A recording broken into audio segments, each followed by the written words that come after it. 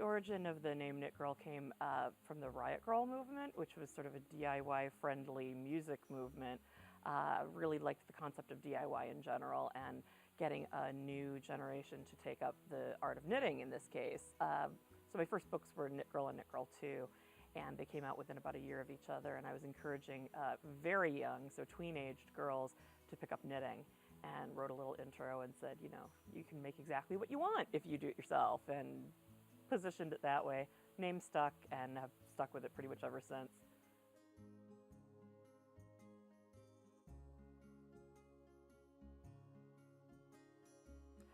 So I started as a knitter, and but before I was even a knitter, I was a writer. I began writing at a very early age, worked on some travel guides, some other things like that right out of college, and turned it around because of the blogging movement that started in the early 2000s. I was among the first knit blogs out there, and so when it came time to write the Knit Girl books, a friend who was at the same publishing company had said, you know, I know you write and I know you knit. They're looking for somebody to write this specific type of book, and would you be interested? So it all came about because I had both of these things and not one or the other. So over the years, because I love to do both, I've ended up teaching both.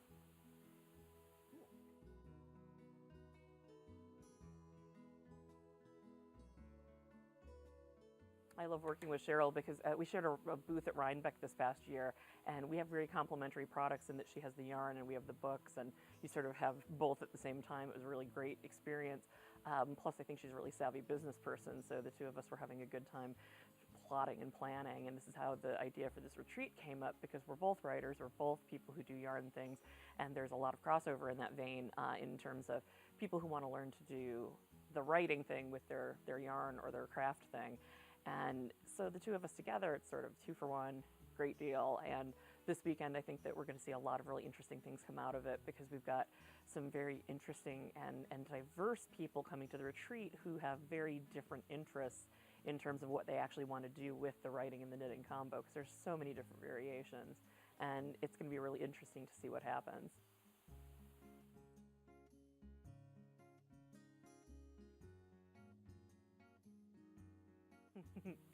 So my publishing company, Cooperative Press, we tend to pick up projects that another publisher might blanch at, one of which is the new book Subversive Socks. And Subversive Socks, all of the socks have something typed into them. In one case, it is the F word. And it's a very pleasant little Fair Isle sock, and then just right around the top, you've got the word. So there was a little bit of controversy when it came out. Some people on Ravelry had a little bit of going on, and yet if you go to a show, which I often do, I just came back from YarnCon in Chicago, it is always the older ladies who run and grab that book and buy it, and that has always been the case. I've always found, I used to sell embroidery at a retail store I used to have called Subversive Cross Stitch, and Subversive Cross Stitch had a holiday kit that said happy fucking holidays on it. And every year, the 80-year-olds bought that thing out. I could not keep it in stock. The younger women would come, 80-year-olds, they've done this for 60 years. They're done. They're over it. So it's a controversial book, but it's not controversial because there's actually a pretty broad audience for it. You'd be surprised.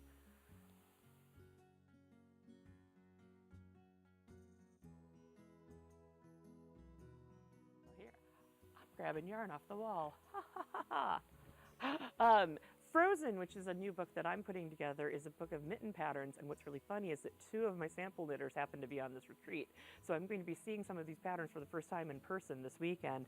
I grabbed this off the wall because it gave me the general idea behind this book. It is multicolored yarns, very bright yarns, worked in semi-traditional patterns. I've taken patterns from an old Icelandic textiles guidebook and sort of twisted them and warped them into modern mitten patterns using multicolored variegated yarns.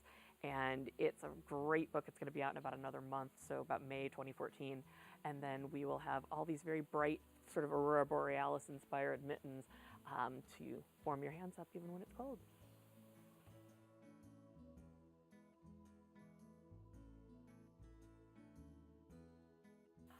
I don't know that we need to make an effort to force knitting on the new generation or even introduce them to it, because they're coming to it themselves. There's such a broad variety of DIY projects out there now, and I've seen so many people gravitate to fiber arts, and not just, young women, also young men, because they see it for what it is, which is a 3D sculptural form.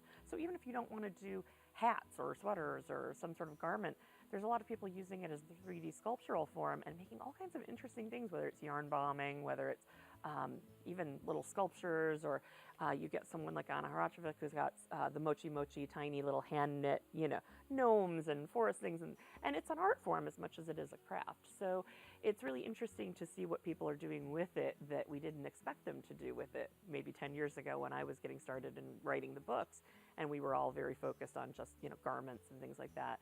Now that it's become much more an art form, people are doing a lot more with it.